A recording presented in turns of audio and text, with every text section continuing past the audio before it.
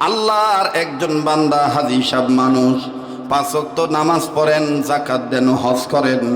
আমার বন্ধুগণ ঘন ঘন উমরা করেন, দান সদকা করেন। মসজিদে সবার আগে যায়, সামনের কাতারে যায় দাঁড়ায়, তাকবীরুল্লাহ ফৌত হয় না, তাকবীরুল্লাহর সাথে নামাজ আদায় করেন। এই হাজী সাহেব মারা গেলেন, শুনতেছেন আপনারা?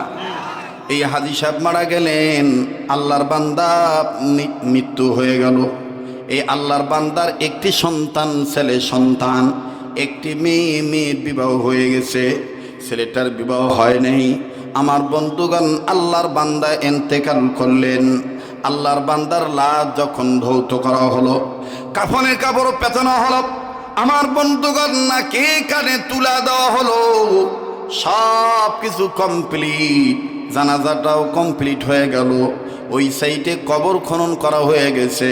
আমার বন্ধুগণ কবর যখন খনন করা শেষ হয়ে গেল, জানাজা শেষ হওয়ার পর এবার এই লাশের খাটিয়াটা আমার বন্ধুগণ চার সাইডে, আমার বাইরা চতুর্দিকে আত্মীয় স্বজন, আস্থাভাজন, আপনজন, শ্রদ্ধাভাজন, স্নেহভাজন, পড়োশী, প্রতিবেশী সবাই কবরবাসীর খাটটা কাঁধে নিলেন। আমার বন্ধুগণ, আমার ভাইরা, তবে সামনের খাটের অংশটা, সামনের 2টা পায়া, খাটিয়ার 2টা পায়া, সামনে 2টা পায়া, ছোট ছেলে আর তার ছোট ভাই, আপন ছোট ভাই, ডিরেক্ট আমার বন্ধুগণ আপন ছোট ভাই, এই 2 জন মিলে সামনের খাটিয়ার পায়ের অংশটা, আমার বন্ধুগণ ডান্ডাটা তারা কাঁধে নিলেন।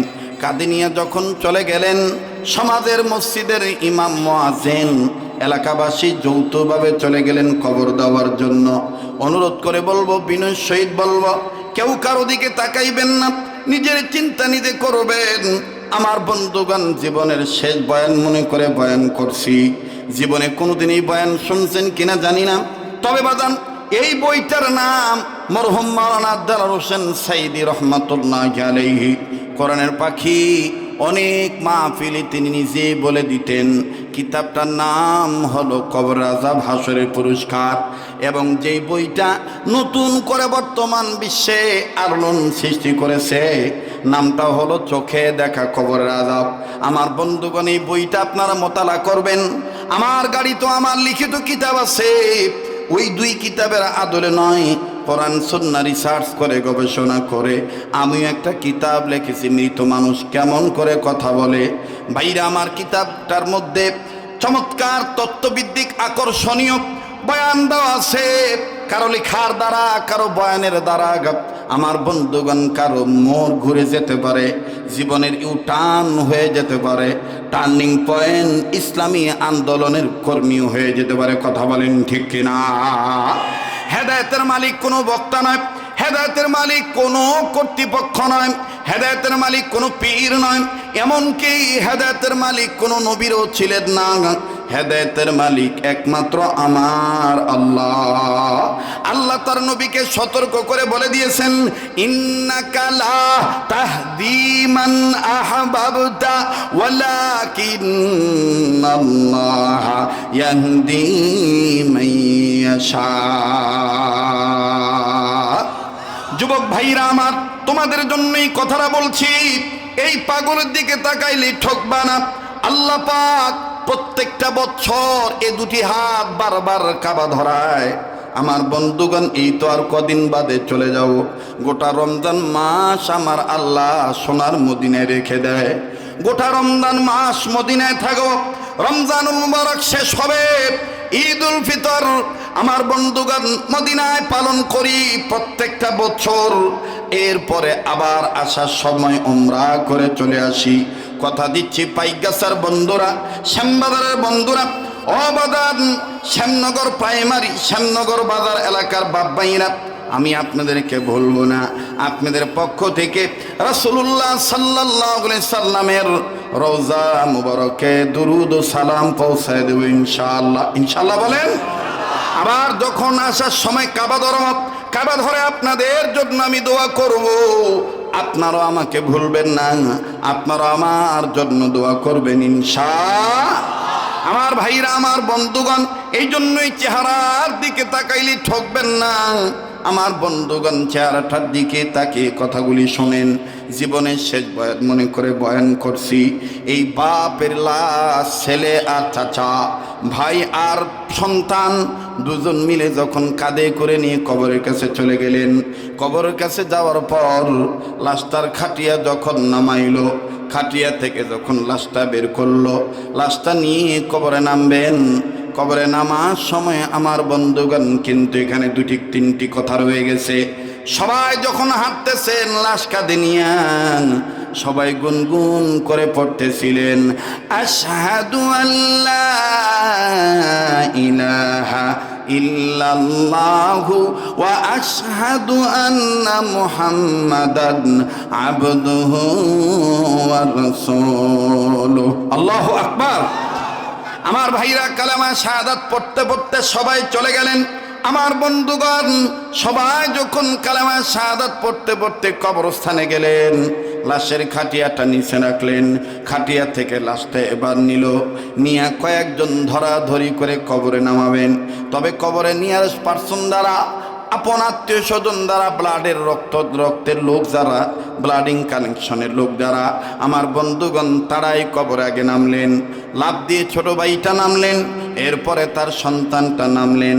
আমার বন্ধুগণ নামার সময় যখন নামতেছেন, নামার সময় আমার বন্ধুগণ কেউ মাটি দেওয়ার জন্য প্রস্তুতি নিচ্ছিলেন। ঠিক ইন দি মিন টাইম নিচে যেই ছেলেটা নেমেছেন, পিতার পুত্র দুই হাত জোর করে বলতেছেন, গ্রামবাসী আপনাদেরকে আব্বা অনেক ভালোবাসে, আপনারও আব্বাকে ভালোবাসতেন। অনুরোধ করে বিনয়ের সহিত বলবো, আমার আব্বাকে আমি এই কবরে শোয়াইতে দেব না। ডাক দিয়ে বলতেছেন, কেন রে বৎস? ডেকে ডেকে বলতেছেন, গ্রামবাসী আপনারা জানেন না, আমার চোখে ধরা পড়েছে এটা সাধারণ কবর নয়, এটা ভয়ঙ্কর একটা কবর। বলে, ভয়ঙ্কর কবর কেমনে বুঝলাম? বলে, আপনারা দেখেন নাই, আমি দেখতে পাচ্ছি কবরের এক কন্যার এক গর্ত দেখা যায়। এই গর্তের দিকে নজর করে দেখতে পাইলাম গর্তের ভিতরে ভয়ঙ্কর বিষাক্ত সাপ আছে। এই কথা শোনা মাত্র চাচা উঠে গেল, গ্রামের আরো যারা নেমেছিল সবাই উঠে গেল। ভয়ঙ্কর সাপ কবরের ভিতরে। ছেলেটাকেও টানাটানি করে উঠাইল। ছেলেটা ডাক দিয়ে বললেন, বিশ্বাস না করলে আমার হাতে একটা কাঠি দেন, অথবা খন্তা দেন, অথবা কবরের মাটি সরানোর যে বস্তুটা আছে সেটা দেন। আমার বন্ধুগণ ছেলেটা হাতে নিল। হাতে নিয়ে যেই গর্তে সাপ, এই গর্তের মুখ থেকে মাটি সরাইলেন। যাহা মাত্র মাটি সরানো হলো, আমার বন্ধুগণ ভিন্ন রঙের বিষাক্ত সাপ ফনা তোলে কবর থেকে বের হলো। গর্ত থেকে মুখটা বের করলেন। আমার ভাইরা মনে হচ্ছে মুখ থেকে আগুন বের হইতেছে। ছেলেটা কান্দার ডাক দিয়ে বলে, আল্লাহ দেন না, একটা ডাক দেন না, বলেন না আল্লাহ, আবার বলেন না আল্লাহ। বাইরে এই কবরে আমার আপনার যেতে হবে, যেহেতু মৃত ব্যক্তিদের রুহের মাগফিরাত কামনায় মাহফিল, এজন্য সাবজেক্ট আমি এটাই নিয়ে আসলাম। সন্তান কান্দে আর ডাক দি বলে, আল্লাহ আমার জানা মতে আমার বাবা তো কারো কোনো ক্ষতি করে নেই, আমার বাবার কবরে কেন এই সাপ দেখা যায়? না না, আমার বাবাকে আমি এই কবরে রাখতে দিব না। এলাকার মানুষদেরকে অন্যায় বিনয় করে ডাক দিয়ে বলে, মুরব্বীরা মনে কষ্ট নিবেন না, আমার বাবাকে এই কবরে আমি রাখতে পারবো না। আমার যেই বাবা আমার ঘুমানোর সময় মশারি টাঙিয়ে দিত, যেই বাবা মশা যেন আমাকে কামড়ায় আক্রমণ করে আক্রান্ত না করতে পারে, আমার বাবা নিজে মশারি টাঙিয়ে দিত। আমার বাবা মশা নিধনের মেডিসিন প্রয়োগ করতো। আম্মা জান যদি ভুলবশত মশারি টাঙাইতে ভুলে যেতেন, আমার বাবা আমার মাকে ধমক দিয়ে বলতেন, আমার কলিজার টুকরা ঘুমাবে, কলিজার টুকরাকে মশা কামড়াবে, তুই কেন মশারি টানাস নাই? যেই বাবা বলতো, সেই বাবাকে আমার চোখের সামনে যেই কবরে সাপ, ওই কবরে আমি আমার আব্বাকে রাখতে পারবো না। অনুরোধ করে বলি, আমার বাবার জন্য আর একটা নতুন কবর খনন করেন। এলাকার মুরব্বী আলেমরা সিদ্ধান্ত দিয়ে দিলেন, যেহেতু ছেলেটা তার বাবার ওয়ারিশ, যেহেতু ছেলেটা তার বাবার একমাত্র পুত্র সন্তান, এই ছেলে যেহেতু চাচ্ছে না তার বাবাকে কবরে শোয়ানোর জন্য, অতএব এই কবরে আর তার বাবাকে শোয়ানো হবে না। নতুন করে একটা কবর খনন করো।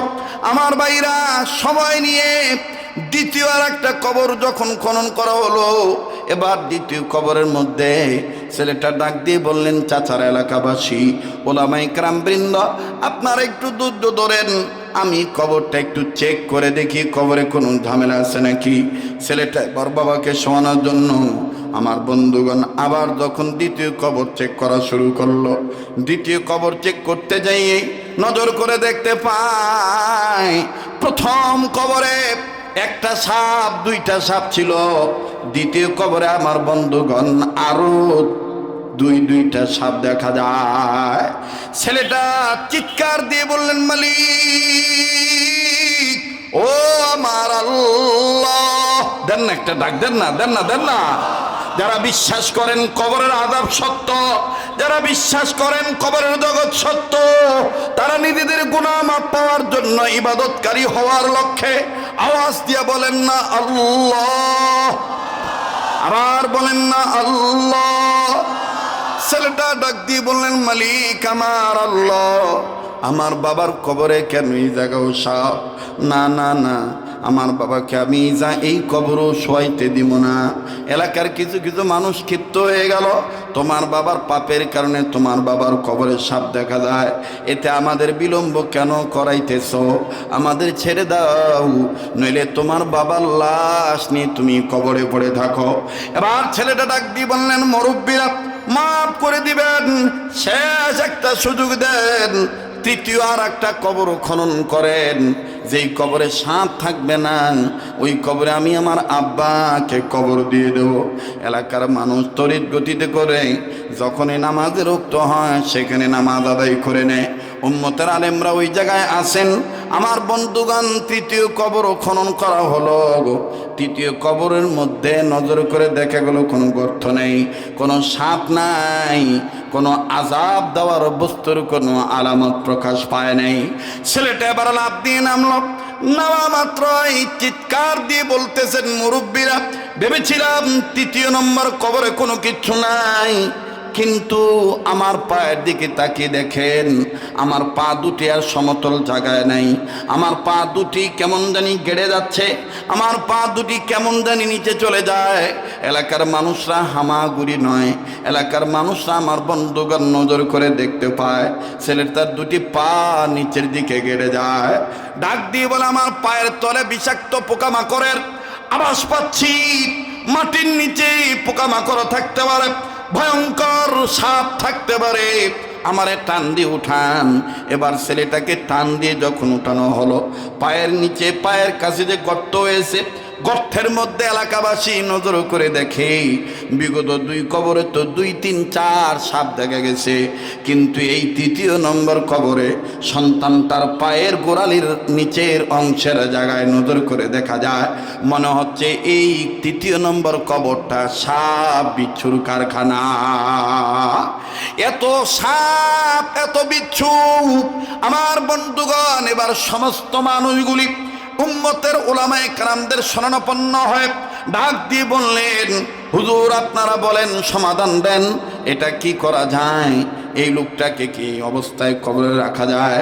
আমার ভাইরা, উম্মতের উলামায়ে কেরামগণ সিদ্ধান্ত জানিয়ে দিয়ে বলেন, এনাকে এই জায়গায় কবর দিলে যা অবস্থা দেখতেছি, সব জায়গায় ওনাকে কামড়ানোর জন্য সাপ তৈয়ার। না জানি কি এমন গুনাহ করেছে, কি এমন গুনাহ করেছে। লোকটা তো নামাজি ছিল, লোকটা তো দাড়িওয়ালা ছিল, লোকটা তো আল্লাহওয়ালা ছিল, এই নেককার বান্দার কবরে এরকম সাপ কেন দেখা যায়?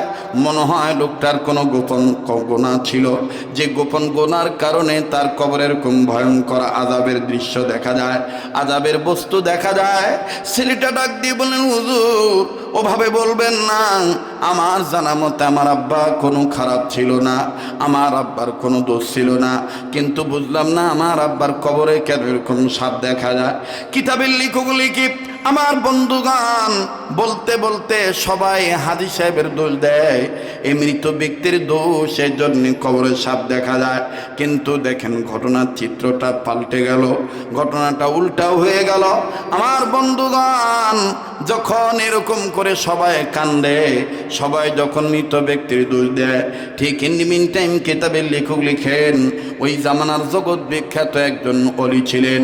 উনি মাথায় পাগড়ি পরিধান করা অবস্থায় হাতে একটা লাঠি নিয়ে চমৎকার বেশে দূর থেকে ডাক দিয়ে বলে, ওগো আল্লাহর বান্দারা, তোমরা যাহা ভাবো তাহা নয়। সবাই যখন তার দিকে তাকাইলেন, নজর করে দেখতে পাইলেন তিনি অন্য কোনো ব্যক্তি নন। আমার বন্ধুগণ, তিনি হলেন জগৎ বিখ্যাত ওলি আল্লাহ, যার নাম হাজী এমদাদুল্লাহ মহাজের মক্কি রহমতুল্লাহি আলাইহি। হাজী সাহেব রহমতুল্লাহি আলাইহি ডাক দিয়ে বললেন, তোমরা যেটা মনে মনে ভাবো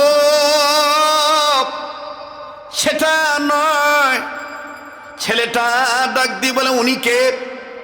এলাকার বড় বড় আলেমরা ডাক দিয়ে বলতেছেন, তিনি আমাদের ওস্তাদের ওস্তাদ, তিনি আমাদের ওস্তাদদের ওস্তাদ। তিনি এমন একজন ব্যক্তি যিনি প্রতি রাত নবী মুহাম্মদকে স্বপ্ন দেখে। ওনার নাম কি? ছেলেটা বলার পরে জবাব দেওয়া হলো, ওনার নাম সাইয়্যিদুত তাইয়্যিবাত হাজী এমদাদুল্লাহ মহাজের মক্কি রহমাতুল্লাহি আলাইহি, যার সাথে নবীজির ডাইরেক্ট যোগাযোগ আছে। আমার ভাইরা, ছেলেটা ডাক দিয়ে বললেন, হুজুর গো, অনুমতি যদি দিতেন হাজী সাহেবের কাছে আমি যাইতাম। বলে, যাইয়া তুমি জিজ্ঞাসা করো, আমরা যেটা ভাবি সেটা না তাইলে কি? এবার হাজী সাহেবের সামনে যখন দেওয়া হলো, হাজী এমদাদুল্লাহ মহাজের মক্কি রহমাতুল্লাহি আলাইহি এই ছেলেটার কানে সুন্দর করে আদ্রভাবে আদর মাখা টান দিয়া আমার বন্ধুগণ আস্তে করে একটা আঘাত করে জবাব দিয়া বলে, এই বেটা, তুই সবাই মনে করে তোর বাপের দোষ, কিন্তু আসলে তোর কারণেই তো কবরেরই অবস্থা। ছেলেটা ডাক দিয়ে বললেন, হাজী সাহেব, বুঝলাম না, মেরে সামদ আতা নেই, আমার বুঝ আসতেছে না, আমাদের বুঝে আসতেছে না, আমার কি দোষ?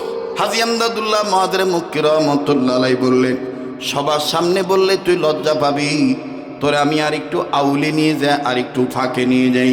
আর একটু ফাঁকে নিয়ে যাওয়া হলো। এবার সবাই মিলে নজর করে দেখতেছেন হাজী এমদাদুল্লাহ মহাজের মক্কি রহমাতুল্লাহি আলাইহি কথা বলেন, আর এই ছেলেটা জমিনের সাথে গড়াগড়ি পারে আর চিৎকার দিয়ে দিয়ে কয়, আল্লাহ, আর কোনদিন এই কাজ করব না। আল্লাহ, আমি নিজের উপর জুলুম করে ফেলেছি। আল্লাহ, আমি আমার পিতার কথা অমান্য করেছি। আমার পিতা আমাকে শিক্ষা দিয়েছে, দীক্ষা গ্রহণ করে নেই। ওগো আমার আল্লাহ, আয় আল্লাহ, তুমি আমারে মাফ করে দাও। হাজী এমদাদুল্লাহ মহাজের মক্কি রহমাতুল্লাহি আলাইহি বললেন, তোমার কারণেই পারেন আমার আল্লাহ মাফ করে দিতে। বাজান, এই ঘটনা যিনি লিখেছেন তিনি আবার ওই কিতাবের মধ্যে লিখেছেন, কোন সন্তান, কোন ছেলে মেয়ে মা বাবার জন্য যদি দুইটি আয়াত তেলাওয়াত করে অথবা আয়াতের অংশ তেলাওয়াত করে, আমার ভাইরা, আমার বন্ধুগণ, মা বাপ ছেলে মেয়ের জন্য 3টে আয়াত তেলাওয়াত করলে, দোয়া পাঠ করলে, আল্লাহ পাক ওই ছেলে মেয়ের কবর আযাব মাফ করিয়া দেয়। আর ছেলে মেয়ে যদি 2টি আয়াত তেলাওয়াত করে, ইবাদত মনে করে, 2টি আয়াতের অংশ তেলাওয়াত করে, আল্লাহ পাক বাপ মার কবর আযাব মাফ করে দেয়। আসেন না জেনে নেই মা বাবার পক্ষ থেকে সন্তানদের জন্য 3টি আয়াত। নাম্বার 1, রব্বানা হাবলানা মিন আজওয়াজিনা ওয়া যুররিয়াতিনা কুররাতা আয়ুন ওয়াজআলনা লিল মুত্তাকিনা ইমামা। 2 নম্বর, রব্বির হামহুমা কামা রব্বায়ানি, পড়েন না, রব্বির হামহুমা কামা রব্বায়ানি সগীরা। 3 নম্বর আয়াত হলো, রব্বানা উগফিরলি ওয়ালিওয়ালিদাইয়া ওয়ালিল মুমিনিনা ইয়াওমা ইয়াকুমুল হিসাব। আল্লাহু আকবার। মা বাপ যদি সন্তানদের জন্য উদ্দেশ্য করে আল্লাহর কাছে 3টে আয়াত অথবা 3টে আয়াতের অংশ তেলাওয়াত করে দোয়া করে, আল্লাহ পাক ওই ছেলে মেয়েকে আল্লাহ রব্বুল আমিন আল্লাহওয়ালা সন্তান বানিয়ে দেন, নেককার সন্তান বানিয়ে দেয়, নূরানি সন্তান বানিয়ে দেয়। আল্লাহু আকবার, আল্লাহু আকবার। এবার আসেন ছেলে মেয়ে সন্তান পিতামাতার জন্য 2টি আয়াত তেলাওয়াত করবেন। এই 2টি আয়াত তো আমার আপনার জানা দরকার। নাম্বার 1, রব্বির হামহুমা কামা রব্বায়ানি সগীরা। নাম্বার 2, রব্বানা গফিরলি ওয়ালিওয়ালিদাইয়া ওয়ালিল মুমিনিনা ইয়াউমা ইয়াকুমুল হিসাব। আল্লাহু আকবার। এবার ছেলেটা ডাক দিয়ে বললেন, হযরত জি অনুমতি যদি দিতেন আমি আমার বাড়িতে যাইতাম। হাজী আমদাদুল্লাহ মুহাজির মক্কি রহমাতুল্লাহ আলাইহি বললেন, তুমি যদি পূর্ণাঙ্গ তওবা করতে পারো তোমার বাবার প্রত্যেকটা সাপের জায়গায় আল্লাহ পাক ফুল গাছ গজায় দিবে, আযাব বন্ধ হয়ে যাবে, কবর জান্নাত হয়ে যাবে। ছেলেটা একটা দৌড় মারলেন, দৌড় মেরে বাড়িতে চলে গেলেন। চাচাও পিছে পিছে গেলেন। হাজী সাহেব সবাইকে বললেন, সবাই এখানে দাঁড়ান। ছেলেটা তওবা করতে গেছে। এই যুবক বাড়িতে যাইয়া নতুন করে গোসল করলেন, বাবার সুন্দর পবিত্র কাপড় তিনি পরিধান করলেন। বাবা যেই কাপড় উপরে নামাজ আদায় করতেন, নামাজ কায়েম করতেন, ওই কাপড় পরিধান করে ছেলেটা একটা দৌড় মেরে আমার বন্ধুগণ ছেলেটা সুন্দর করে 2 রাকাত নামাজ আদায় করলেন। তবে নামাজের নিয়ত করার সময় ছেলেটা বললেন, আল্লাহ এই যে সিজদা দেব যদি আমার তওবা কবুল হয়, আমার সিজদা কবুল হয়, আয় আল্লাহ আমার বাবাকে তুমি মাফ করে যদি দাও তাইলে বুঝতে পারবো আমার বাবার কবরে আর সাপ থাকবে না। আয় আল্লাহ আর যদি না মাফ করো তাইলে বাবারে নিয়ে গেছে আজরাইল তোমার ইশারায় তোমার হুকুম মোতাবেক। আয় আল্লাহ আমিও যেন সিজদা থেকে আর মাথা তুলতে না পারি। আল্লাহ তুমি আমারে মরণ দিয়ে দিও, আমার বাবার আযাব না দিয়ে আমারে দিয়ে দিও। মুহতারাম হাজিরিন, আল্লাহর বান্দা লম্বা কথা সংক্ষেপ করে দিলাম। 2 রাকাত সালাত আদায় করলেন। সালাত শেষ হওয়ার সাথে সাথেই আমার বন্ধুগণ কবরস্থান থেকে 2 জন ব্যক্তি এসে ডাক দিয়ে বলে, এত দেরি করো কেন? তোমার বাবারও কবরে কেমন জানি ফুল গাছ হয়ে গেছে। আবার এই সন্তান চলে আসলেন।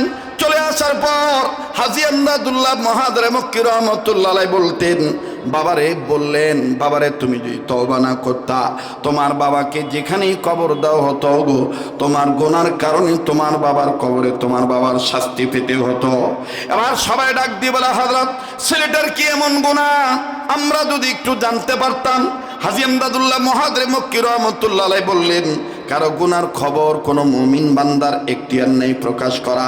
তবে সেই মুমিন বান্দা যদি নিজে প্রকাশ করে শিক্ষা দেওয়ার জন্য, শিক্ষা গ্রহণ করার জন্য, তাহলে সে বলতে পারে এখানে আমাদের কোনো বাধা নেই।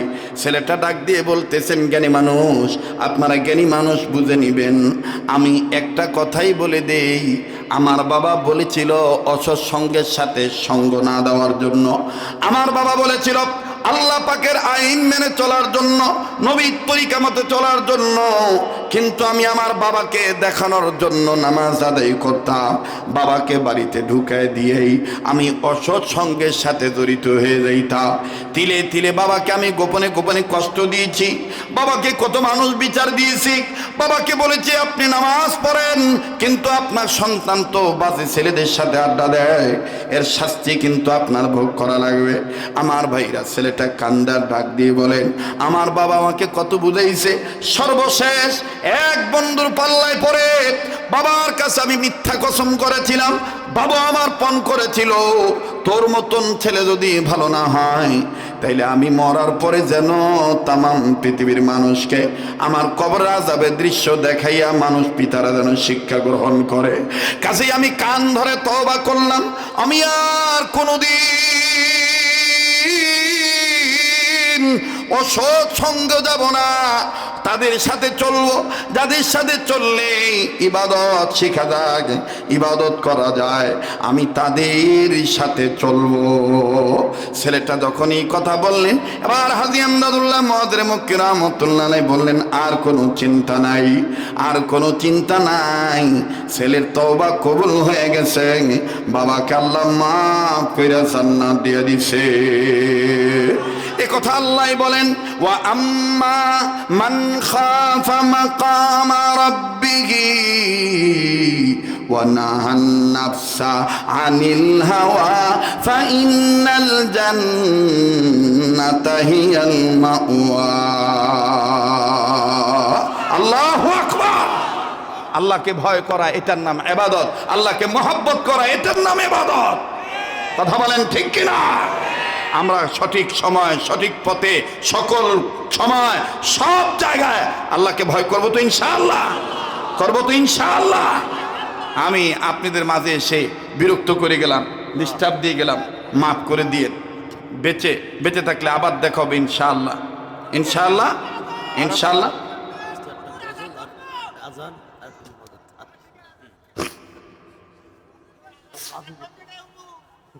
এরে আজান যে দিতে করছে মাই তো মাশাল্লাহ দিতে হবে, আজান দিতে হবে, আজান।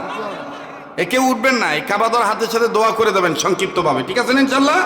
তা আবার একটু তাকবীর লাগান তো, নারে তাকবীর, নারে তাকবীর। না সবাই তাকবীর দিলেন না, আমি তাহলে আর আজানও দিলাম না। নারে তাকবীর। কোরআন হাদিস যেখানে, আগের মতন গলা সুন্দর নাও থাকতে পারে, এই জন্য একটু তারপর আবদার করছেন, একটু শোনাই দিই। রেডিও খুললে দেখবেন কারি মোহাম্মদ তুবেদুল হুজুর কত সুন্দর মধুর কণ্ঠে বলেন, আল্লাহু আকবার, আল্লাহু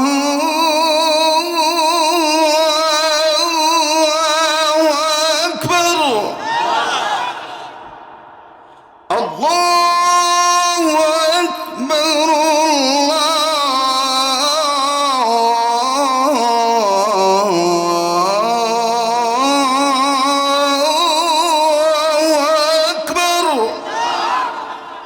হয়েছে মদিনা। ও একটা লোক তো এই কথা করছেন না, হুজুর মনে হয় পান খাওয়ার অভ্যাস আছে, নেন 100 টাকা দিলাম, একটু পান খাইন খুশি হয়ে। আমার মাউন ভাই করছে যে আমি 500 টাকা দিচ্ছি, দেখছেন? আল্লাহ আমার মাউন ভাইয়ের হায়াতের মধ্যে বরকত দিয়ে দাও। একটু মজা করলাম আর কি। আমি হান্নান ভাইকে ওয়াদা দিয়ে গেলাম আমার ভাইয়ের সাথে যোগাযোগ রাখবেন। এই যে আমার মাউন ভাই যে বলছে এখানে 3 দিন হবে, আমি ইনশাল্লাহ যদি দক্ষিণ অঞ্চলে মাহফিল রাখি, এই মাঠটার জন্যে একদিন ইনশাল্লাহ আমি বাজেট রাখবো, ঠিক আছে তো ইনশাল্লাহ? কষ্ট পেলেন নাকি আপনারা? আমার মামুন ভাই আমাকে হাত দিয়ে দিছে, আমি এটা মজা করে বলেছি, উনি এটা কাজে লাগায় ফেলেছে। খুশি না বেজার? যখন খুশি না বেজার? আল্লাহ আমার ভাইয়ের ব্যবসা বাণিজ্যে বরকত দিয়ে দেন, বলেন আমিন। জি, মক্কা মদিনার আজান, মদিনার আজান আরব আমিরাতে, বাংলাদেশে যখন দেখবেন কারি মোহাম্মদ তুবেদুল্লাহ হুজুর আজান দেয়, চমৎকার কণ্ঠে বলেন, আশহাদু আল্লা ইলাহা ইল্লাল্লাহ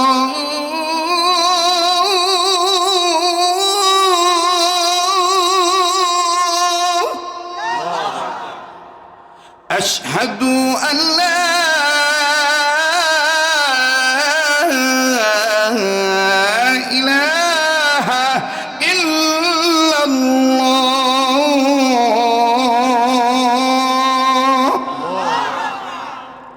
এটা হলো বাঙালি আজান। মদিনার আজানটা কেমন?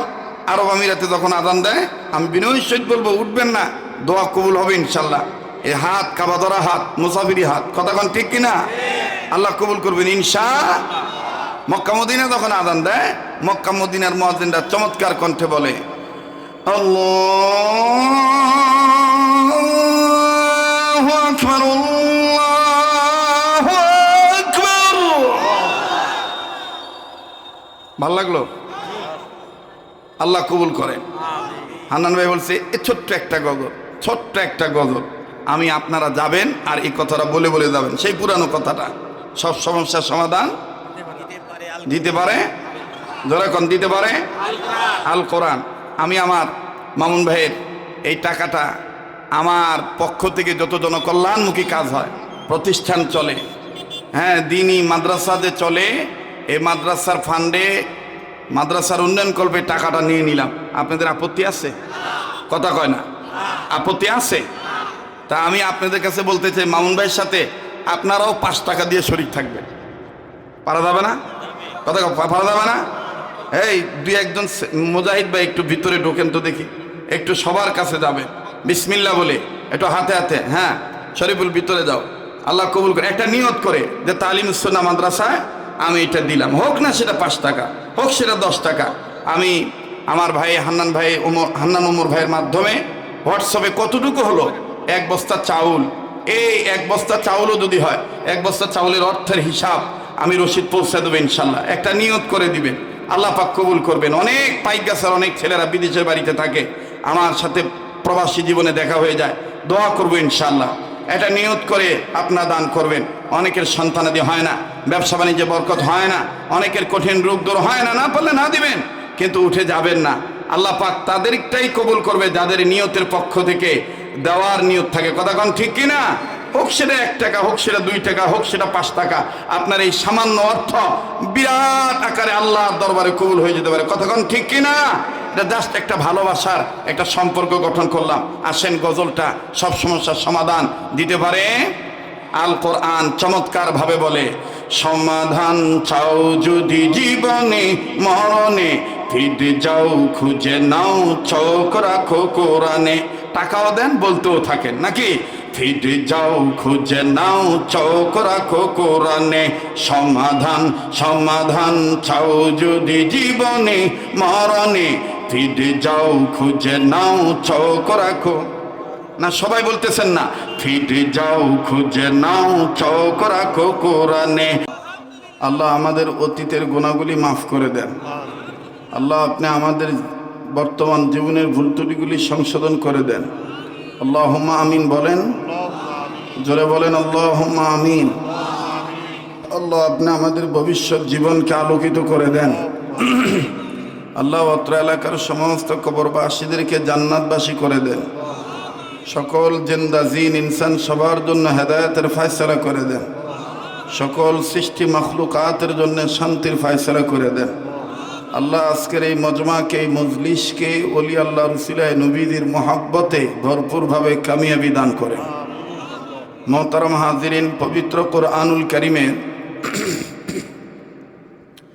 সূরাতুল বাইয়িনাত থেকে এক আয়াতের অংশ বিশেষ তেলাওয়াত করেছি।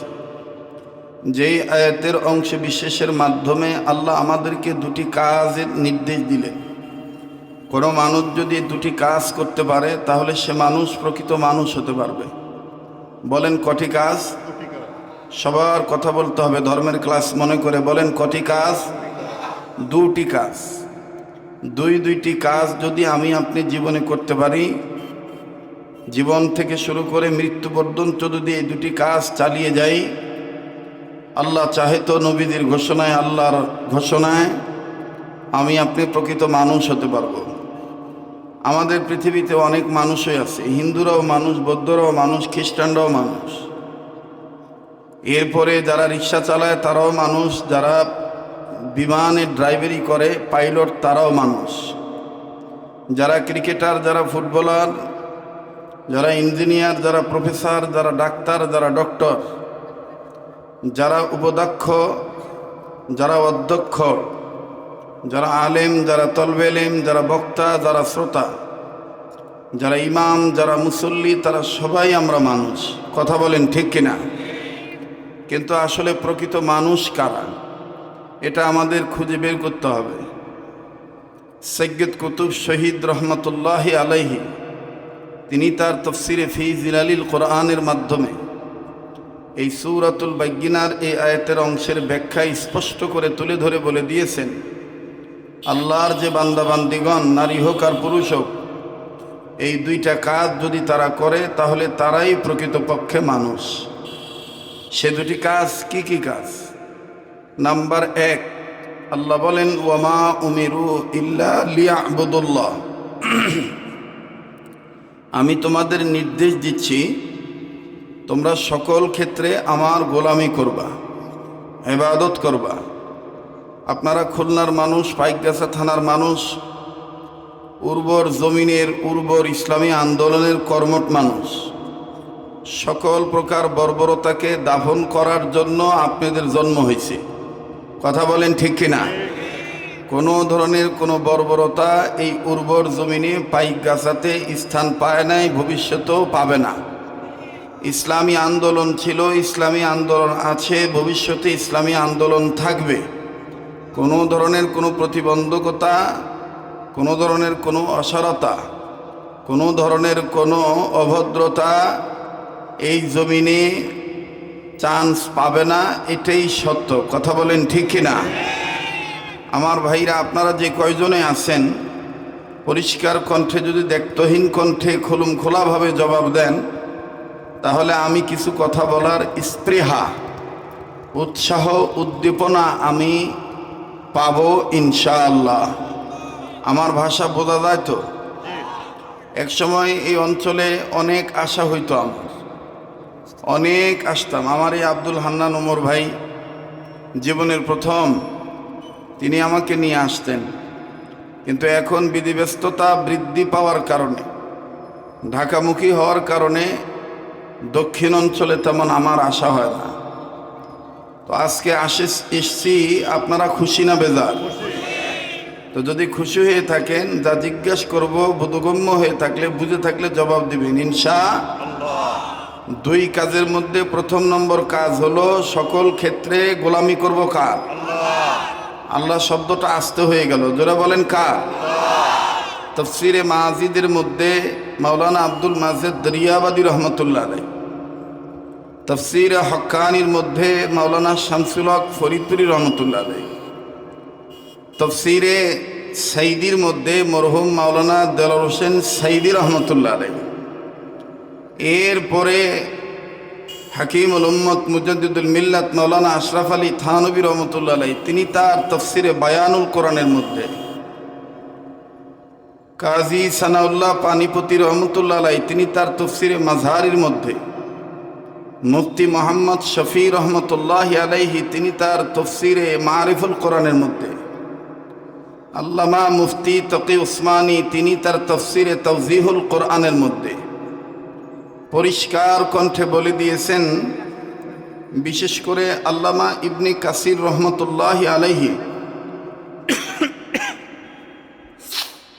তিনি তার ইবনে কাসিরের মধ্যে হাদিসের উদ্ধৃতি দিয়ে বলে দিয়েছেন, আল্লাহর কোনো বান্দাবান্দি যদি আল্লাহকে খুশি করার জন্য আল্লাহর ভালোবাসা অন্তরে নিয়ে একবার আল্লাহ বলে, সাথে সাথে আল্লাহ তাআলা তার আমলনামায় 12,000 নেকি দান করে দেয়। একবার যদি আল্লাহর মহব্বত অন্তরে নিয়ে আমরা আল্লাহ বলি, মুফাসসিরিন ইকরাম একমত হয়ে বলেন আল্লাহ তাআলা সাথে সাথে 12,000 গুনাহ মাফ করে দেয়। তাহলে আল্লাহ শব্দের সাথে কারো কোনো দুশ্মনী আছে? আল্লাহ শব্দ এমন একটা শব্দ, এই আল্লাহ শব্দের কোনো বিপরীত লিঙ্গ নাই, স্ত্রীলিঙ্গ নাই। কথা বলেন ঠিক কিনা? ভগবান শব্দের ভগবতী আছে, গডের গড়ি আছে, দেবতার দেবী আছে। কথা বলেন ঠিক কিনা? কিন্তু আল্লাহর কোনো স্ত্রীলিঙ্গ নাই। আল্লাহর পরিচয়পত্র নামে একটা সূরা আছে, সূরা ইখলাস। এই সূরা ইখলাস হলো আল্লাহর পরিচয়পত্র। আল্লাহ কে, আল্লাহ কি, আল্লাহর পরিচয় কি, বিস্তারিত বিশদ ব্যাখ্যা সব মুফাসসিরিন کرام তুলে ধরেছে। বরকতের নিয়তে একবার পড়েন তো, বিসমিল্লাহির রহমানির রহিম। কুল হুয়াল্লাহু আহাদ আল্লাহুস সামাদ লাম ইয়ালিদ ওয়া লাম ইউলাদ ওয়া লাম ইয়াকুল লাহু কুফুয়ান আহাদ। এখন সবারই তো পিতা মাতা আছে, দাদা দাদি নানা নানি আছে, আত্মীয় স্বজন আছে, পাড়া প্রতিবেশী আছে। তাদের কবরের আযাব যেন মাফ হয়ে যায়, এটা আমরা চাই কি চাই না? তো বরকতের নিয়তে আরো 2 বার পাঠ করি, বিসমিল্লাহির রহমানির রহিম। কুল হুয়াল্লাহু আহাদ আল্লাহুস সামাদ লাম ইয়ালিদ ওয়া লাম ইউলাদ ولم يكن له كفوا أحد بسم الله الرحمن الرحيم قل هو الله أحد الله الصمد لم يلد ولم يولد ولم يكن له كفوا أحد এই তেলাওয়াতটা যেন কবুল হয়ে যায় এজন্য আমরা আবারও পড়ি রব্বানা তাকাব্বাল মিন্না ইন্নাকা আনতাস সামিউল আলিম। আমাদের মওত যে কোনো মুহূর্তে হয়ে যেতে পারে এজন্য আসেন একটু তওবার নিয়তে খালিস দিলে পড়ি আস্তাগফিরুল্লাহ আস্তাগফিরুল্লাহ আস্তাগফিরুল্লাহ ইন্নাল্লাহা গফুরুর রহিম। পৃথিবীতে আমাদেরকে বানিয়েছেন কে? তাহলে দুই কাজের মধ্যে প্রথম নম্বর কাজ হলো সকল ক্ষেত্রে ইবাদত করব কার? পৃথিবীর সব মানুষদেরকে ইবাদত করার জন্য বানাইছেন কে? আল্লাহ বলেন বান্দা আমার শোনো ইয়া আইয়ুহান নাস উবুদু রাব্বাকুমুল্লাযী খালাকাকুম ওয়াল্লাযীনা মিন ক্বাবলিকুম লাআল্লাকুম তাত্তাকুন। আমি কি গান গাইলাম? কি তেলাওয়াত করলাম? কোরআন তেলাওয়াত করলে মুমিনদের সামনে মুমিনদের ঈমান বাড়ে না কমে? এ কথা কোরআনে আছে না নাই? ইন্নামাল মুমিনুনা আল্লাযীনা ইযা যুকিরাল্লাহু ওয়াজিলাত কুলুবুহুম ওয়া ইযা তুলিয়াত আলাইহিম আয়াতুহু زادتهم إيمانا وعلى ربهم يتوكلون। আল্লাহ বলেন নবী আমার মুমিনগণের সামনে যখন কোরআন তেলাওয়াত করা হয় মুমিনগণের দিল আমি আল্লাহর ভয়ে নড়ে উঠে, তাদের কাছে থাকা ঈমান বেড়ে যায়, কেননা তাদের ভরসা একমাত্র আমি আল্লাহর উপরে। আমার বন্ধুগণ আমার ভাইয়েরা বুঝে থাকলে স্পষ্ট সহিত জবাব দিবেন, বলেন তো দেখি ঈমান যাদের বাড়ে তাদের জবান দিয়ে আল্লাহু আকবার আসতে হয় না জোরে হয়? একটু আর একটু জিজ্ঞাসা করে নি, বলেন জোরে হয় না আসতে হয়? এবার আর একটা কথা জিজ্ঞাসা করি, আল্লাহু আকবার কি কোনো দলীয় স্লোগান? আল্লাহু আকবার কি কোনো ব্যক্তির স্লোগান? আমার বন্ধুগণ আমার ভাইরা পরিতাপের বিষয় হলো, দুঃখের বিষয় হলো আমার সমাজে আল্লাহু আকবার শব্দটাকে অনেক মানুষ মনে করে রাজনৈতিক স্লোগান, কেউ বলে জামাত ইসলামের স্লোগান, কেউ বলে হুজুরদের স্লোগান। না না, এটা কোনো দলীয় স্লোগান নয়, এটা কোনো ব্যক্তি কেন্দ্রিক স্লোগান নয়। তাকবীর দিতে হবে, আল্লাহু আকবার বলতে হবে, এ ব্যাপারে নির্দেশ করেছেন আমার আল্লাহ। ইয়া আইয়ুহাল মুদ্দাথির কুম ফাআনজির ওয়া রাব্বাকা ফাকাব্বির। আল্লাহু আকবার। আর একবার আওয়াজ দিয়ে বলেন না আল্লাহু আকবার। আল্লাহু আকবার বলতে হবে, নির্দেশ কার? সামনের বাইরা চুপ থাকেন, পিছনে বাইরে একটু দেখি বলে কি বলে না। বলেন নির্দেশ কার?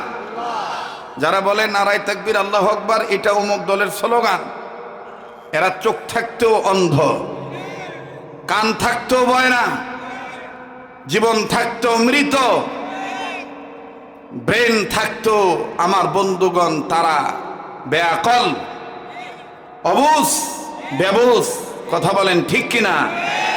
আল্লাহু আকবার বলতে হবে, আল্লাহু আকবারের নিশান পতাকা হাতে তুলে ধরতে হবে।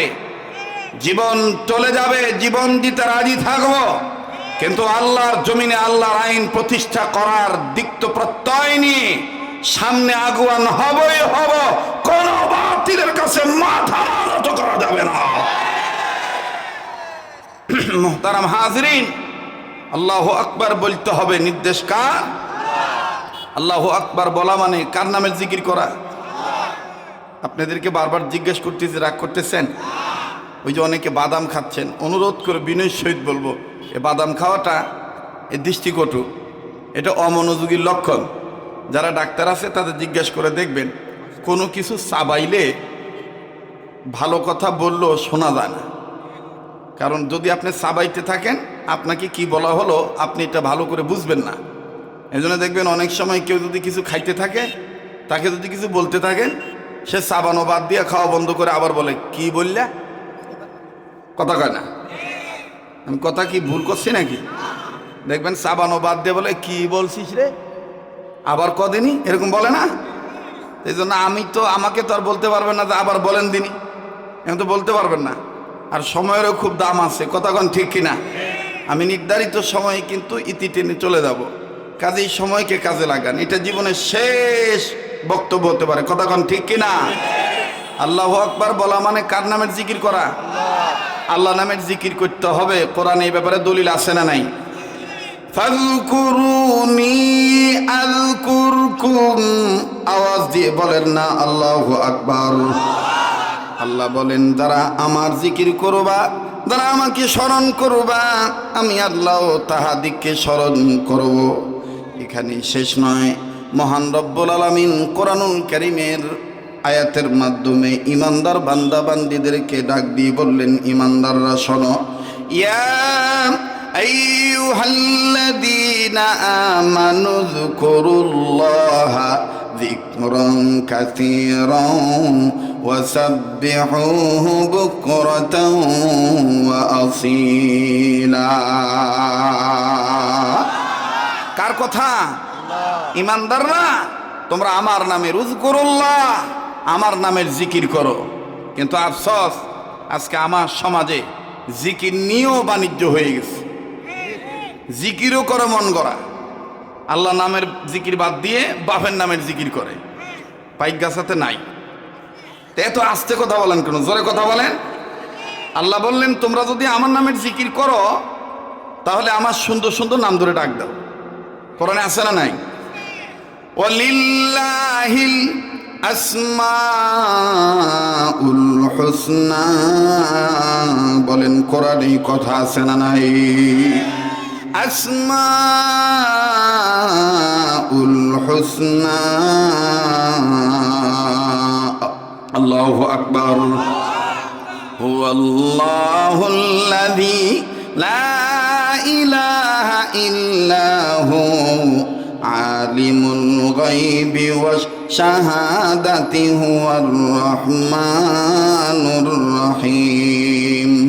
হুয়াল্লাহুল্লাযী লা ইলাহা ইল্লা হু আল মালিকুল কুদ্দুসুস সালামুল মুমিনুল মুহাইমিনুল আজিজুল জব্বারুল মুতাকাব্বির সুবহানাল্লাহি আম্মা ইউশরিকুন। হুয়াল্লাহুল খালিকুল বারিউল মুসাউবিরু লাহুল আসমাউল হুসনা।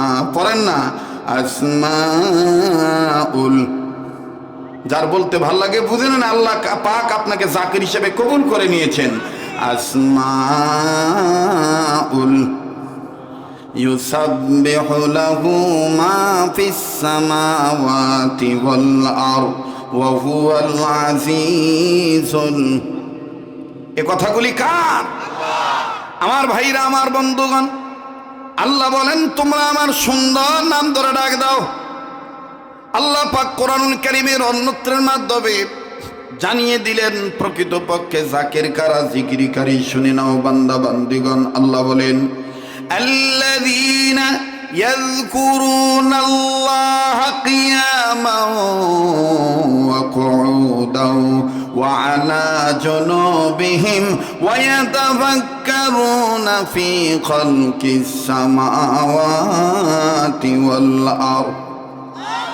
যারা দাঁড়ায়া বসিয়া চলনে ফিরনে, নির্বাচনে, ক্যানভাসারে, ভোটাভুটিতে, রাজনীতিতে, অর্থনীতিতে, সমাজনীতিতে, যুদ্ধনীতিতে, বন্দিনীতিতে সন্ধিনীতিতে, ব্যবসা বাণিজ্যে, চাকরিতে, নকরিতে, রান্নাঘর থেকে শুরু করে বঙ্গভবন পর্যন্ত সকল ক্ষেত্রে, সকল জায়গায়, সর্বসময় যারা আমার সৃষ্টি নিয়ে গবেষণা করে এবং আমাকে স্মরণ করে তারাই হচ্ছে প্রকৃতপক্ষে জাকির।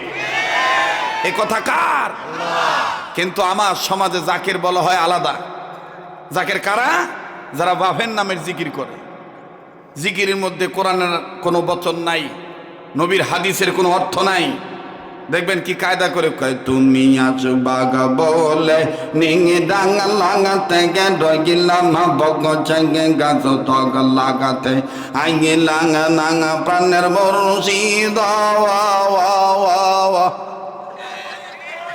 আরে কথা কয় না, জোরে কথা বলেন। অনেকে বলবে হুজুর গীবত করতেছেন, এটা গীবত নয়, এটা হালত। হালত কোনটা, গীবত কোনটা, এটা আপনাকে বুঝতে হবে। মুসলমানদের ঈমান ধ্বংস হয়ে যাচ্ছে কিছু পীরানি ব্যবসা বাণিজ্যের নামে। ওই পীর তরিকা শুদ্ধ তরিকা নয়। যে পীরের তরিকায় আল্লাহর আইন নাই, রাসূলের তরিকা নাই, সেটা পীর হতে পারে না, ধোঁকাবাজ। কথা বলেন ঠিক কিনা? যারা জবাব দিবে না, নিজে জবাব দিবেন, ডান বাম লক্ষ্য করবেন কিটা জবাব দেয় না। যে জবাব দিবে না মনে করবেন সেটা ওই গুরু ফেললো, হক কথা বলতে ভয় পাচ্ছে। কথা বলেন ঠিক কিনা? বলেন আলোচনা চলবে কি চলবে না? অনেকদিন পর এসেছি, কি ভুলে গেছি নাকি আমি? হ্যাঁ, চলবে কি চলবে না? হকের আওয়াজ আসতে হবে না জোরে হবে? তাহলে সামনের বাইরে চুপ থাকেন, পিছনে বাইরে দেখি আল্লাহু আকবার বলে কি বলে না? নারায়ে তাকবীর মোটামুটি আছে। এবার পিছনে বাইরে চুপ থাকেন, সামনের ভাইরা বাবারা নারায়ে তাকবীর। এবার সামনের বাবারা পিছনে বাইরে উচ্চ আওয়াজে নারায়ে তাকবীর। আল কোরআনের আলো, কোরআন হাদিস যেখানে, আলেম ওলামা যেখানে, নারায়ে তাকবীর। আল্লাহ আল্লাহ বলতে যদি মরণ হয়ে যায় তাইলেই তো সুকপাল, ঠিক কিনা বলেন? সত্যিকারের মুসলমান না হয়ে মৃত্যুবরণ করা যাবে না, এ কথা কোরআনে আছে না নাই? ইয়া আইয়ুহাল্লাযীনা আমানুত্তাকুল্লাহা হাক্কা তুকাতিহি ওয়া লা তামুতুন্না ইল্লা ওয়া আনতুম মুসলিমুন। আমাদের মরণ যেন হয়, আমাদের মরণ যেন হয় আল্লাহ আল্লাহ বলতে বলতে, নবীর প্রেমে চলতে চলতে। সবার বলতে হবে আল্লাহ আল্লাহ বলতে বলতে, নবীর প্রেমে চলতে চলতে মরণ যেন হয় আমাদের। না, আপনারা মনে হয় ভয় পাচ্ছেন। হ্যাঁ, তো বলেন না কেন? বললে তো গুনাহ মাফ হয়ে যাবে। আমরা সবাই ইসলামকে ভালোবাসি, কথা কোন ঠিক কিনা? আমাদের মরণ যেন হয় আমাদের, আওয়াজ আর একটু বাড়ান, আমাদের মরণ যেন হয়, আমাদের মরণ যেন হয় আল্লাহ আল্লাহ বলতে বলতে, নবীর প্রেমে চলতে চলতে আল্লাহ আল্লাহ বলতে বলতে, নবীর প্রেমে চলতে চলতে মরণ যেন হয় আমাদের। মাশাআল্লাহ, এই তো বেড়ে গেল। আমাদের মরণ যেন হয়, আমাদের মরণ যেন হয় দিনের পথে চলতে গিয়ে মুমিন।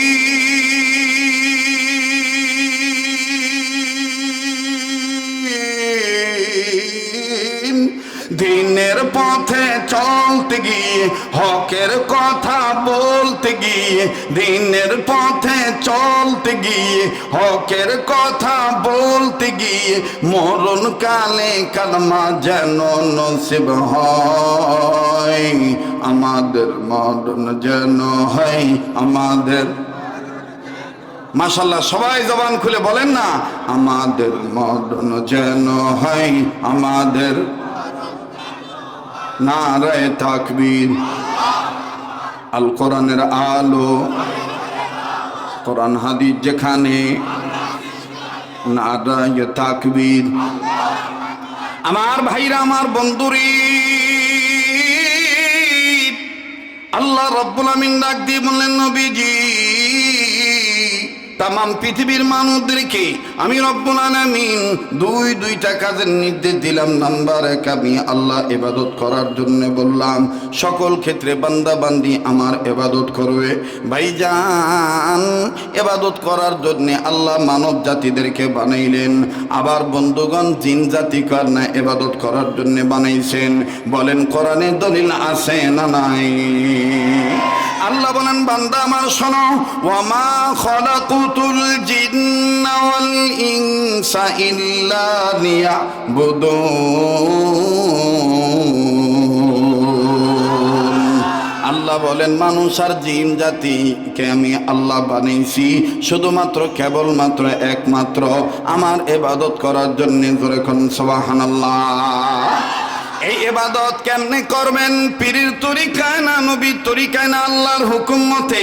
আমার বন্ধুরা, আমার ভাইরা, আল্লাহ রাব্বুল আলামিন সূরাতুল হাশরের এক আয়াতের অংশ বিশেষের মাধ্যমে গোটা মানব জাতিকে আল্লাহ রাব্বুল আলামিন শিক্ষা দিয়ে বলে দিলেন, বান্দা আমার শোনো, তোমরা যদি ইবাদত করো আমার নবী তোমাদেরকে যেমনি বলবে তেমনি তোমরা ইবাদত করবা।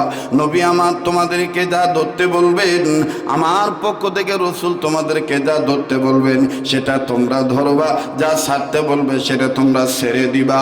এই যে আমি আল্লাহর নবীর পক্ষ থেকে যেটা তোমরা ধরবা, এই ধরার নাম, আবার যেটা তোমরা ছাড়বা এই ছাড়ার নাম ইবাদত। আল্লাহ বলেন, বান্দা আমার শোনো, ওয়ামা আতাকুমুর রাসূলু ফাখুযুহু ওয়ামা নাহাকুম আনহু ফান্তাহু।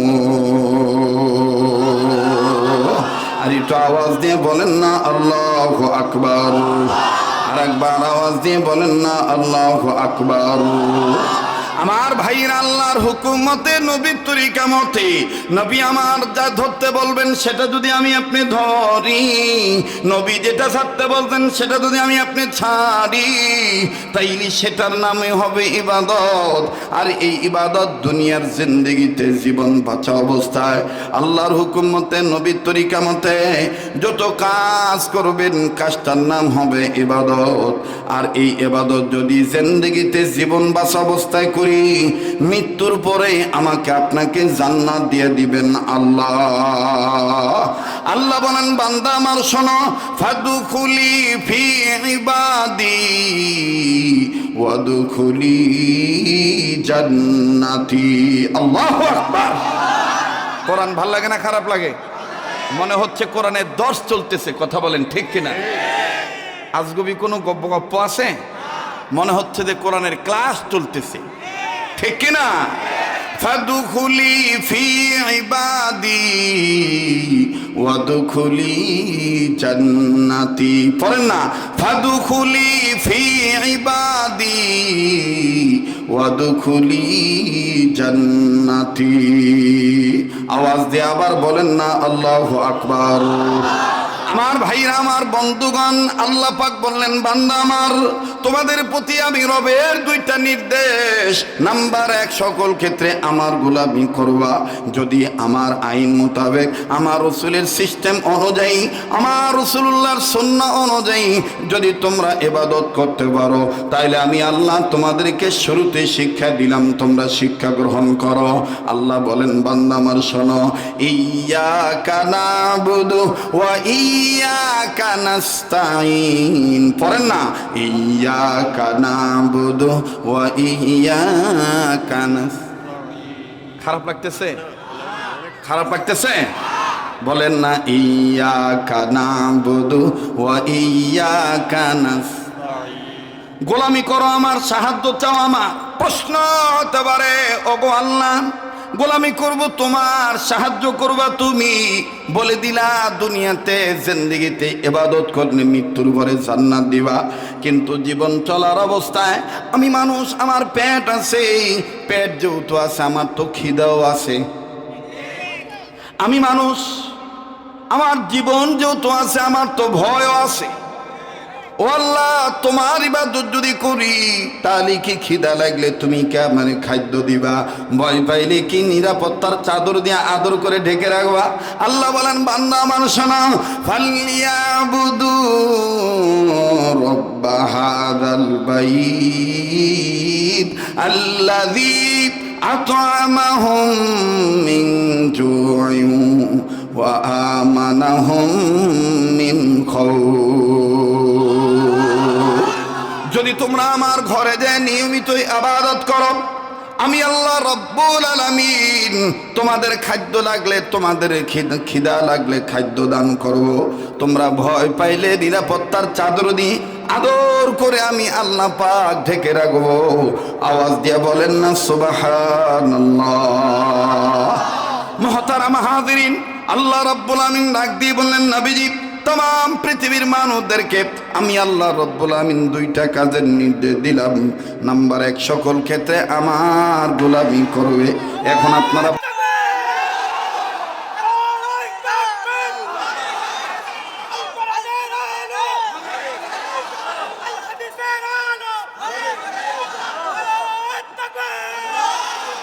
মুহতারাম হাজিরিন, আমি স্লোগান নিতেও আসি নাই, বাহবা পেতেও আসি নাই। যেটা রাইট সেটাই আমি বলছি। আর এই রাইট কথা বলাতে যদি লেগে যায় ফাইট, আমরা হব না কোনো সাইট। আমাদের তামান্না আছে আমরা মারা গেলে ইসলামের পক্ষে শহীদ হয়ে মরব।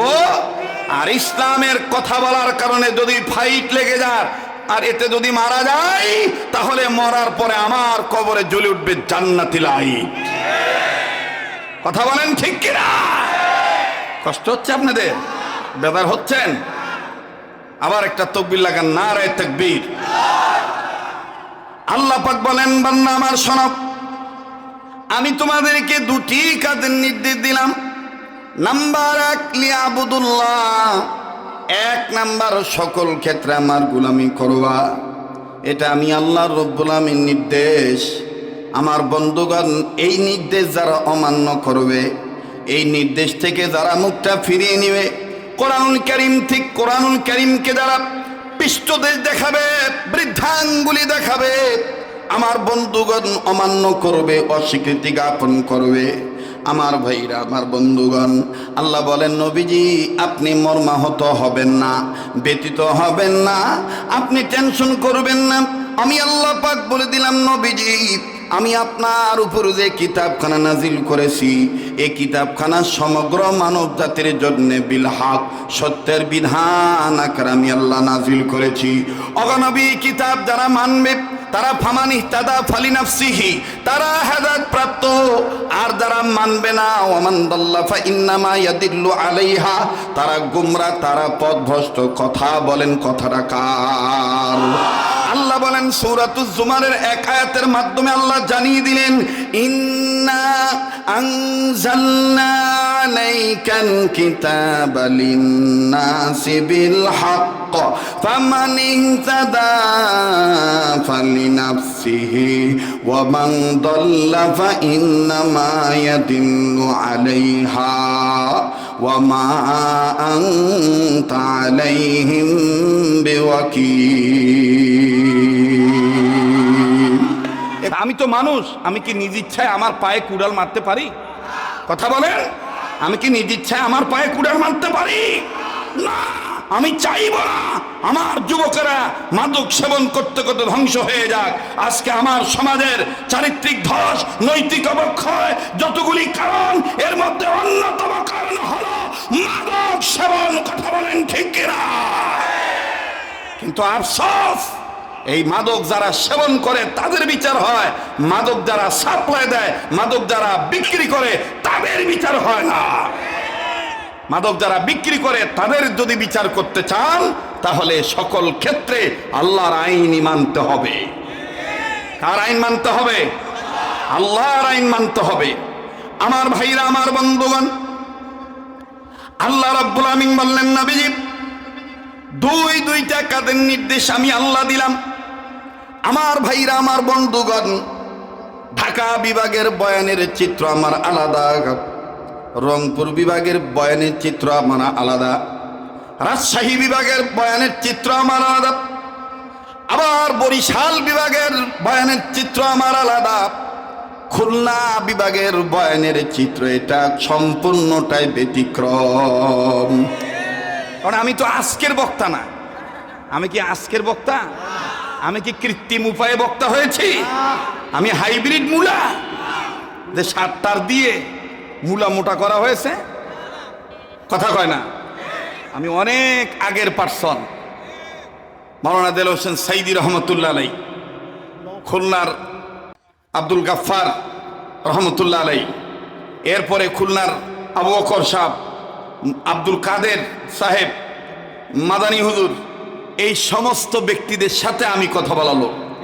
আমি সেই ছেলে, কিন্তু দোষ আমার একটাই, অন্যরা বুড়ো হয়ে যায় আর আমাকে আল্লাহ ওই রকমই রাখছে। কথা কয় না, ঠিক আছে না? এই হান্নান ভাইকে দেখছি কি, আর এসে দেখি সব শেষ, পাইকাইটে গিয়ে সব শেষ। আমার ভাইরা, ভালো রাখার মালিক কে? সুস্থ রাখার মালিক কে? আর এটাই হেকমা, এটাই মাওয়াইজা, এটাই কোরআনের ভাষা, এটাই কোরআনের হক আদায় করা, স্থান কাল পাত্র বেশে আলোচনা করা। ওই মাঘ মাসে ভাদ্র মাসের ওয়াজ করলে নিজের লুঙ্গি খুলে কম্বল বানায় গায়ে দিয়ে শুয়ে থাকা লাগবে। কথা কয় না? মাঘ মাসের ওয়াজ করতে হবে, ভাদ্র মাসের ওয়াজ করতে হবে, তাহলেই তো সব ঠিক থাকবে। ঠিক কিনা বলেন? কষ্ট হচ্ছে আপনাদের? আল্লাহ পাক দুটি কাজের নির্দেশ দিয়েছেন। নাম্বার 1, সকল ক্ষেত্রে কার গোলামি করা? যারা বলেন কার গোলামি করা? আল্লাহ পাকের গোলামি করা। মুহতারাম হাজিরিন, রব্বে কাবা ডাক দিয়ে বললেন, নবীজি আমার এই গোলামির পথ থেকে কেউ যদি ছিটকে যায়, আমার এই কোরআনকে কেউ যদি বৃদ্ধাঙ্গুলি দেখায়, আমার এই বিধানকে কেউ যদি পৃষ্ঠদেশ দেখায়, কেউ যদি অস্বীকৃতি জ্ঞাপন করে, আমি রব্বুল আলামিন বলে দিলাম তাদের জীবনের পরিচালক আমি আল্লাহ না, তাদের জীবনের পরিচালক হলো শয়তান। এটা আমার কথা নয়, আমার বাবার কথা নয়, আমার পীরের কথা নয়, আমার দলের কথা নয়। এটা মহান রব্বুল আলামিন সূরাত যুখরুফের 36 নম্বর আয়াতের মাধ্যমে জানিয়ে দিলেন, ওয়া মাইয়াশু আন যিকরির রাহমানি নুকাইয়িদ লাহু শাইতানান ফাহুয়া লাহু কারীন। এ কথা কার? আল্লাহ বলেন, ওগো নবী, যারা আমি রহমানের জিকির থেকে মুখটা ফিরিয়ে নিবে, বিমুখতা প্রকাশ করবে, আমি আল্লাহ তাদের জীবনের পরিচালক শয়তান বানিয়ে দিব। এখন বলেন, যে মানুষটার পরিচালক শয়তান হয়, সে কি কখনো বাবা ট্যাবলেট সাপ্লাই দেওয়া বন্ধ করতে পারবে? যে মানুষটার পরিচালক শয়তান হয়, সে মানুষ যদি নারী হয়ে থাকে, সে কখনো কি পর্দায় চলতে পারবে?